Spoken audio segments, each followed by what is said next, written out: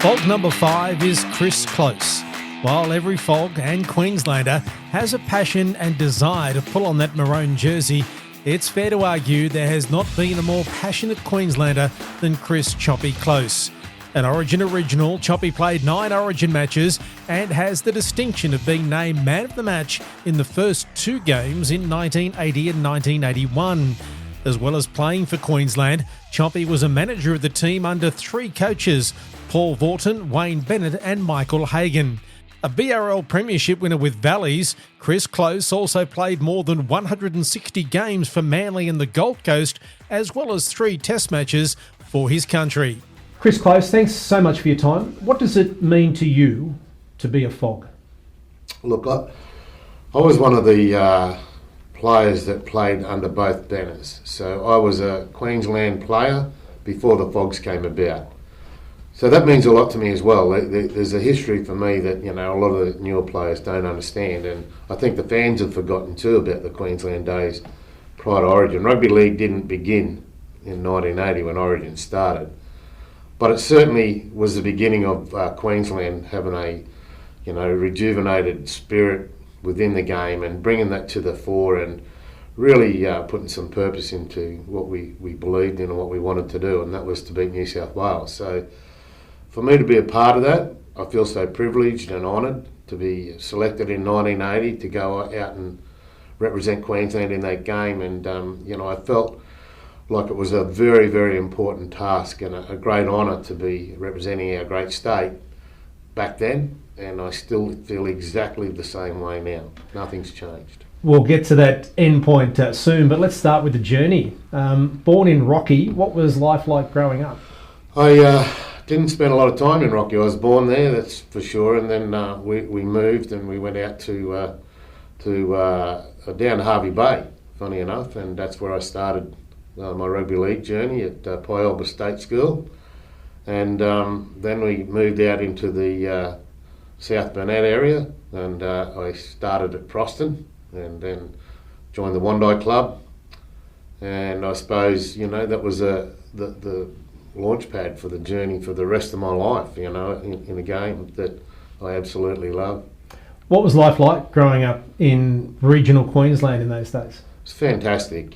Things were different. The clubs were very community based, and not that there's much difference in that now, but it was a different scenario, and there was a lot of support. My dad was the policeman at Proston, so he used to round up 6 or 7 of us every training afternoon and put us in the car full of petrol supplied by the Queensland state government, which allowed us to go into Wandai and join the club and play in there, and those sort of things sort of probably don't happen like that today, but it was just a great feeling, and when you were part of a club like Wandai in a regional area, you got to go to watch the senior games as well. Our family became very much a rugby league family, and we'd go to watch all the games. We'd travel and we'd take picnic lunches, and I got to know all the players, local players. They were my heroes. I wanted to be them when I grew up, and we didn't have much television coverage of rugby league, so you were sort of in a position where you got to know those local guys that were playing, and they become so important in your life to aspire to. What age did you start playing? Well, it was about 6 or 7, I suppose, my first interaction, and then from then on it was full time. I played from probably 7-year-old up until I finished playing at about 35, 36 years of age, and then I had a great opportunity to be involved in the game at the highest level for a long period of time, and that was also really satisfying. So when, from that 6 to 7, it was all fun, I suppose, as a young kid growing up in country Queensland. When did it start getting a little bit serious for you? When did you start thinking that, or knowing that you're a handy player? Well, it sort of started, I went to Beaudesert and things started to change. My body shape changed, and I become, bigger, and I always had great speed as a kid. I could, represent the district in sprints and all those sorts of things. But then my body started to get bigger, and I started to play at Beaudesert in that junior league, and I started to make, Brisbane rep teams from Beaudesert, which was pretty much unheard of in those days. So I first played under 15s, I think, and in that team was Wally Lewis and Paul Vorton. And I was 5'8". I got picked at 5'8" outside Wally in one of those games. And then it sort of progressed and I kept playing in that representative arena until I actually got picked to play first grade for Beaudesert when I was only 17. And I knew then that, there wasn't, and there were no other 17-year-olds playing within the competition at that stage. So I started to realise that there was an opportunity for me to be part of something that, I really wanted to be part of. And thankfully I was blessed with that turn of speed and a fair bit of size. So it helped me in my endeavours to go on with it.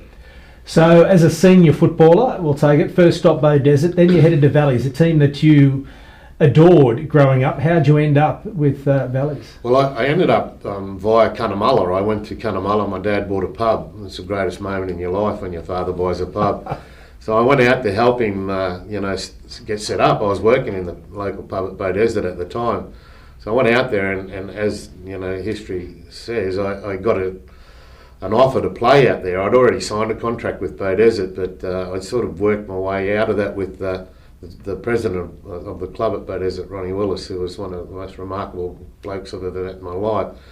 And I rang Ronnie and I said, look, my dad's out here, mate. He's got a pub and he can drink beer, but he's not much good at serving it. So I'm going to give him a hand. Do you mind if I let that get out of the contract? So he said, no, mate, you do what you need to do for your family. And I stayed at Cunnamulla and they hadn't won the premiership for 20 years and I captained the team and we got through the competition and I scored 54 tries for the season. Wow. And we won the premiership. And that's when I went to Valleys. I got an offer from Valleys through a friend of ours, a bloke called Tommy Duggan, and we were great family friends with the family for a long time. And both Liam Duggan and Tom Duggan had played for Queensland, and Tommy was at Valleys at that time, and he obviously knew what I was doing out west. So they asked me to come and play there. And how old were you? I was 19. We had a great team. We had a team that was just brim full of very, very good players, and we had a great year. And we culminated with beating South 26-0 in the grand final. You speak about people forgetting that rugby league existed before 1980. People tend to forget too that the Brisbane comp before 1988, when the Broncos arrived, was huge. What was that year playing for Valleys and playing in a grand final at Lang Park for basically a teenager like? Very, very, very good. It was a popular league, and we do forget that. And I think that's a thing that really we've lost in the past. I mean, I played probably 70 games in that competition, whereas you don't get counted for that now. They look at your games in the NRL and they forget that you played prior to that. So, well, name some of the players in that 79 grand final. Well, Wally Lewis, Mel Meninga, Bruce Astle. The names just keep coming out. Vic Wheeland. All of these players were capable of playing anywhere in the game. They were great players, and they just hadn't had the opportunity, or the money wasn't here to pay the same salaries as what the New South Wales players were getting from the poker machine rich clubs down there. So it was a really tough competition, and they don't come any better than Wally and Mel. So we all played in that game. And the legend goes that Wally still rings up Wayne Bennett every now and then and says, "Have you scored yet?" Then you ended up at Redcliffe in 1980. Yeah, I was sort of fielding a lot of offers to go to Sydney at the time, and I got a phone call from Donnie McLennan, who was the secretary at Redcliffe, and he said, "We'd like to get you over to Redcliffe to play Chop." And I said, "Oh, well, I'm talking to a few Sydney clubs." And anyway, they actually come out with an offer that matched what they were offering me in Sydney. And he said, "I'll fly out to Cunnamulla on Saturday and get you to sign on." So I did, and that's how I ended up at Redcliffe. I went from Valleys, and we won the premiership in Valleys. So I'd played for Queensland in '79 as well. So I was at a reasonable level of achievement by that stage. So they were keen for me to go there, and I had 2 great years at Redcliffe. Well, 1980, obviously a pivotal year as well, with the first Origin match. You'd mentioned that you had played for Queensland in 79. Of course, 1980, there was 2, it wasn't a 3-match series. No. You would have played for Queensland before Origin. I did, yeah. So what was that year like, having played for Queensland pre-Origin in the same year as Origin, the difference in that?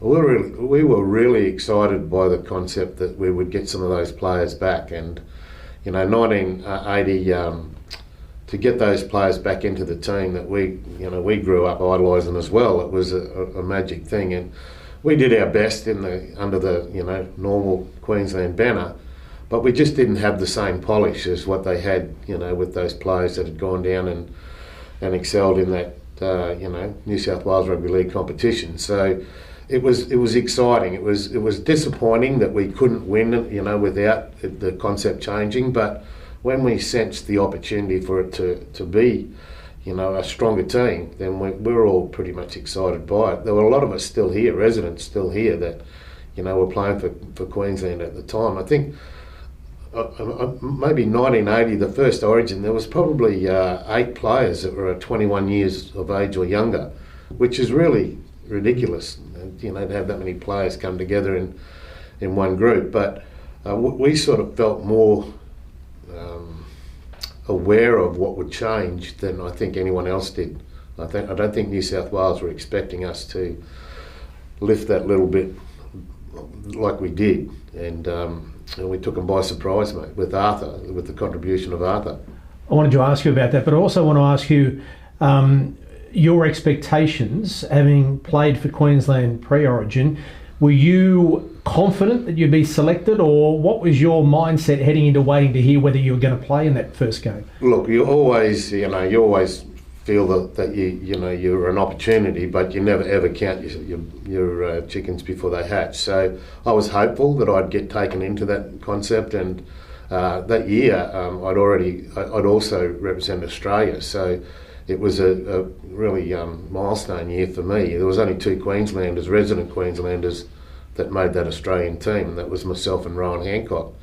So we'd already toured New Zealand and played for Australia, and then came back to play the 3rd Origin game. So there was a lot of expectation and a lot of excitement about the game and having a better team and being able to get in there. So being in the Australian team at the time, and I'd played in the interstate games earlier, so I was pretty confident that I'd be selected in the 80 side. And when you were, and when you all got together, was it immediate clicking that this is something? Well, it was right from the get-go, Mark. We went to training at Brothers Ground, and Arthur was the captain, and John McDonnell was the coach. And John was a tremendous player himself, and broke a lot of records in rugby league in areas that he played. But he was sort of smart enough also to realise that Arthur was bringing a lot to the format. And I'll never forget, we got in a circle at the beginning of the training session, and Arthur looked us all in the eye, and he said, "Listen, you know what?" He said, "I want to tell you something. I think we can win this game." He said, "I didn't come up here to play second best." He said, "I want you blokes to understand that we can win this game." And he said, "They've got 2 eyes, 2 arms, 2 legs and an arsehole, exactly the same as us. And if you don't think you can beat them, there's the gate. See you later." Well, that, when a bloke like Artie Beetson stands up, and he was a big man, and he just has this charisma about him, this attraction, and when he talks to you, you listen. And I don't know how anybody else felt at that moment, but I would have, I would have committed murder for him. There's no doubt about it. What was the night like? Take us back to that night in 1980 where Origin was born. For me, it was a remarkable night. I mean, I had so many things go well for me, and the first thing, as I've already mentioned, was I got to put my bag down beside Arthur, and I watched him prepare, and he prepared like a warrior going to war, and it was almost surreal, and I just watched everything that he did. And because he's such a big man, he has this presence, and And he was quiet but very purposeful in what he did. And I remember the first thing he did was he got his jersey and he put his jersey on, and he got this bloody stocking that was full of resin, which is what they put on their hands to stop the ball from slipping. And he got it in his hand like this, and he stood up and he just patted his chest with it like a warrior. And then he put that down and he reached into his bag and he pulled out a big jar of Vicks or Vaseline or whatever, and he stuck his big fingers in it and he just stuck it up both nostrils of his thing, and it was all hanging off his cheeks, and he had all this powder on his jersey down his arms, and I thought, holy Jesus, this is serious. We've just got to do everything we can to make sure we support him. And I had no other option. I just went out there and followed his lead. What are the memories of the game like? Great. They expected Arthur to wane, because he was 35 at that stage of his life. And, to be competing in that competition at that stage, at that level, it's a big ask. But he rose to the occasion and he just led with the consummate ease that you would expect somebody with his ability to do so. And we followed. Everything that he did reinforced the fact that what he said to us at that moment, it looked like that we could do that. So I gave everything. I remember that night, I gave everything I had. I came off the field. There wasn't another ounce in me to give. And as a result of that, we, with Arthur's direction and the way we played as a team, and then, for me to get the man of the match, I was just so excited and filled with pride and achievement, and I knew that my mum and dad would be sitting there thinking, wow, how good's this? So it was a great night, a magic night for me. Where does that sit in your list of achievements, to be man of the match not only in game 1 but game 2 as well? I really, I think for me, and I hate to sound like a big head, I felt I deserved it. I gave everything. I did in 1981 as well. I left nothing in the tank, and I would have, as ridiculous as this sounds, I would have gone to the ends of the earth to win those games. It was just so important for me, and I pushed myself in every ounce of everything that I did on the field.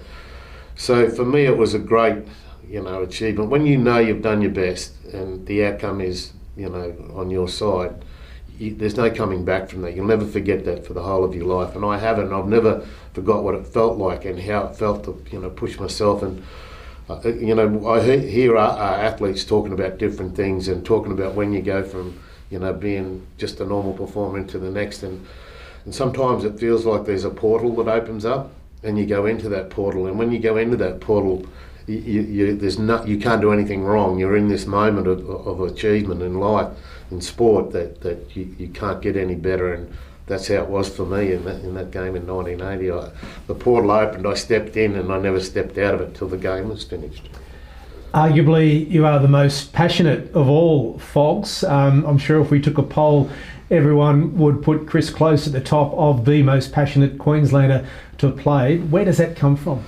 It comes from a history of being involved before Origin and being treated with disrespect and indifference, by not only the players from the other state, but the administrators and the way that they just sort of dismissed us and said they called us easy beats on a footy show down there one day. I'll never forget that as long as I live, and we're proud human beings. We're not second-rate citizens. Queenslanders are part of, the birth of this country and the way that we've sort of presented ourselves. So for them to take pot shots at us personally, and then to degrade our state and say the things that they did. And then, I went on the trip to New Zealand and I watched them, on different occasions. They showed disrespect towards Rowan Hancock, who was a remarkably gifted player, and he played his heart out when he got the opportunity for Australia and for Queensland. And to see them treat him with that disrespect really didn't sit well with me. And I got a serious injury prior to coming back in the last game that we played over there, and I burst a blood vessel in my thigh with a cork thigh. So I had no sleep and I was in a lot of pain and I couldn't bend my leg, and we had to get on the jumbo to come home, and my seat was in the middle of a row. And there were 4 guys sitting in a exit row with nothing in front of them, which meant I could have kept my leg out. And I just said to those guys, would one of you guys mind, swapping seats with me? I can't bend my leg. And they just looked at me and laughed. So I was in pain for the entire flight, and I got home, and I think the timing for that first game was just incredible, because it was about 3 or 4 weeks after that we actually played the first Origin. So I was ready to kill somebody. I didn't care. I wanted revenge, and I was out there, with that mindset. And you're also part of that, I suppose, controversial '85 tour of New Zealand as well. Yeah. When Terry Fernley decided that he wanted to change the team that had won, and I was a victim of a misunderstanding that miscommunication that he made to me, and on the back of that I got dropped to the reserve bench, and I was absolutely filthy that could happen. But anyway, that's exactly how we were treated. That's how Queenslanders were. If it had been a New South Welshman, it wouldn't have happened.